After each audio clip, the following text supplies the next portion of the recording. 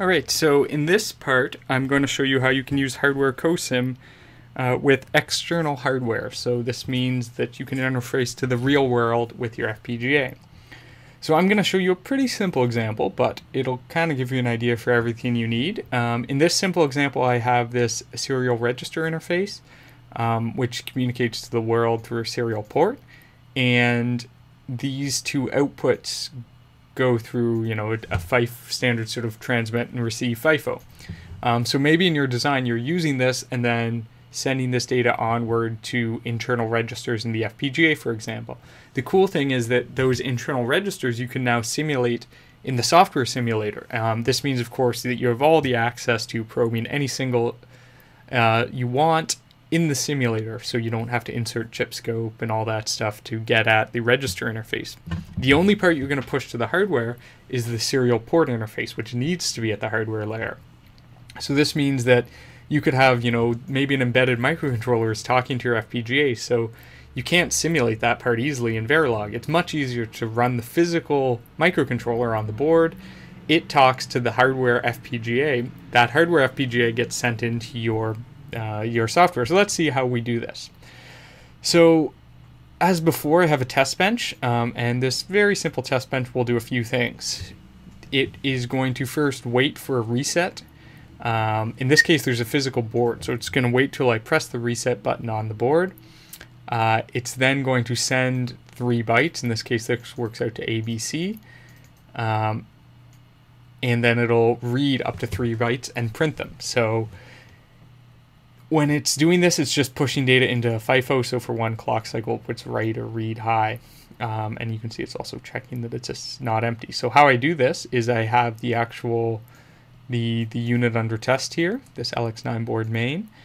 And there's basically just 2 FIFOs, and these deal with the fact that there's 2 clock domains. One clock domain is the physical device, the clock running the UART, which is this 40 megahertz clock.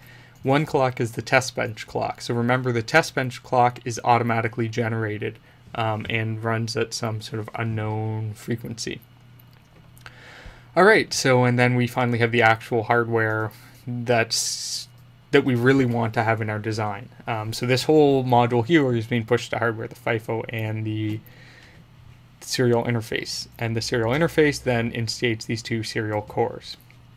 So the first thing we need to do is this top module, we need to tell it to push down to hardware. So we enable hardware COSIM, we tell it the clock, this test bench underscore clock, and I have an LX9 board.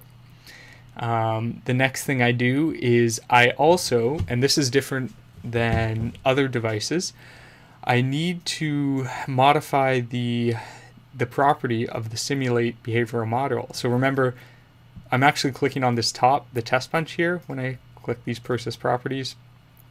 And I need to this other compiler options here, add this line that says -HW COSIM underscore constraints, so the hardware COSIM constraints, and then the name of the constraints file.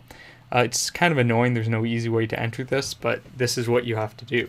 If you want, you can always switch over to the implementation tab, and you just have your constraints file added to the project. So this is just for convenience sake. If you get errors when you're implementing, it's also extremely useful to switch over to the implementation tab and just try implementing the design, because in the simulation mode, it doesn't give you the output of all of the tools like it does in the implementation mode. So this UCF file is basically defining, the RxD, TXD, what pins they map to. So what's interesting to note is that this is sort of done magically. So in the test bench file, I have all these non-connected pins, so GPIO, LED 4, 3, 2, 1, RxD, the clocks, etc. But they're defined here. So these are simply just unconnected, and the tools automatically cross-reference these unconnected pins to the UCF file. So it's a tiny bit of magic, it seems like. You just have to remember that these unconnected need to agree with the UCF names. Anyway, so as before, I'm going to go, actually I'm just going to clean up the project first to make sure we get rid of everything. And I'll hit simulate behavior model.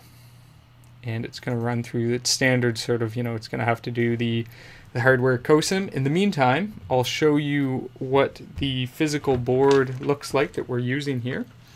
So there we go. So I have just the LX9 board, and I'm using its built-in JTAG interface here. So this USB is the JTAG, the LX9 device, and then this is the USB to serial port.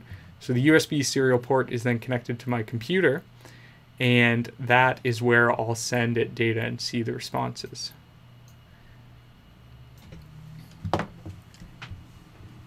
So on the computer side here, I just have a terminal emulator. Obviously, you could do some cool stuff, like you could have, if you have an API you're testing, you could have the whole API communicating with the physical serial port or physical port that it's going to communicate with the device. So this is, I think, really cool because you don't need to have, some shim that's taking data from your API and then sending it to the Verilog simulator or something. You can actually test it with the real, through the whole stack, and then get data at your FPGA side and send it upward to the simulator if you want to verify, the register interface, or you're working on something higher layer than that. You just push the lowest layer stuff down to the FPGA. So there it's done. We do the standard stuff. It downloads the FPGA, the bit stream, and waits.